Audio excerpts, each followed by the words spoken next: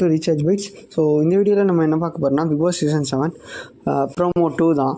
So December 31 அன்னைக்கான promo 2 வந்து release ஆகிருக்கு. So இதில் வந்து பார்த்திங்கன்னா கமல் சார் எடுத்த உடனே பார்த்திங்கன்னா விசித்ரா மேம்னு சொல்லிட்டு எப்படி ரவீனா கூப்பிடுவாங்களோ அதே மாதிரி அவரும் கூப்பிட்டு கலாச்சிட்டாரு. ஸோ அதை கேட்டதுமே ஆடியன்ஸு எல்லாருமே செமையாக ஹாப்பியானாங்க. அப்புறமா அவங்க ஏன் கேமரா முன்னாடி இப்படி நடிக்கிறீங்க அப்படின்னு சொல்லிட்டு கேட்குறாரு. ஸோ நானா சார், என்ன சார் நடித்தேன், நான் நடிக்கவே இல்லை சார் அப்படின்ற மாதிரி அவங்க சீன் போட்டுட்டு சொல்கிறாங்க. இது வழக்கமாக இப்படி தான் நடக்கும்ன்றது நமக்கு எல்லாருக்கும் தெரியும். ஆனால் அவர் டைரெக்டாக தினேஷை தான் சப்போர்ட் பண்ணி பேசுகிறாருன்னு சொல்லிட்டு சொல்கிறாரு. நான் இப்போ அவர் பேரை சொல்லி குறும்படம் போட்டு காட்டுறதுக்கு விரும்பலை, ஏன்னா அதில் இன்னொருத்தவரோட லைஃப்பும் அதில் இருக்குது, அதனால் நாங்கள் போடலை அப்படின்னு சொல்லிட்டு டைரெக்டாக சொல்கிறாரு. சொன்னதுமே ஆமாம் சார், நான் பேசுனது தப்பு தான் சார், வேறு வழியே இல்லாமல் ஒத்துக்கிறாங்க விசித்ரா. ஸோ இதைத்தான் ரொம்ப நாளாக தினேஷ் சொல்லிகிட்டு இருக்காரு.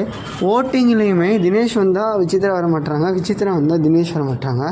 அண்ட் அப்படியே வந்திருந்தாலும் கமல் சார் சேவ் பண்ணும்போது பார்த்தீங்கன்னா, ஸோ இந்த ஓட்டிங்கில் சேவ் பண்ணுறதை வச்சு முன்னாடி எல்லாமே போன சீசன் அதுக்கு முன்னாடி சீசனில் எல்லாமே அவங்க கெஸ் பண்ணிட்டாங்க, ஓகே இவங்களுக்கு தான் வெளியே சப்போர்ட் அதிகமாக இருக்குதுன்னு சொல்லி.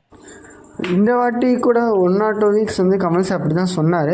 ஆனால் முக்கியமாக அர்ச்சனா ஓவராக பேசியிருந்தாங்க, எல்லாருக்கிட்டையும் கோவப்பட்டுட்டு இருந்தாங்க. அவங்களுக்கு தான் ஓட்டிங் அதிகமாக இருக்குன்னு தெரிஞ்சுக்கிட்டு அப்படி பண்ணுறாங்களோ என்னவோன்னு சொல்லிட்டு தெரியல.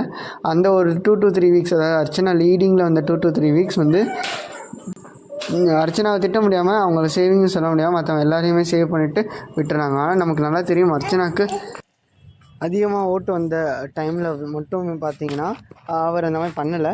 ஸோ இந்த டீம் முடிவெடுத்தாங்களா இல்லைனா கமல் சாரே தனியாக அப்படி தான் சொன்னாரான்னு தெரியல.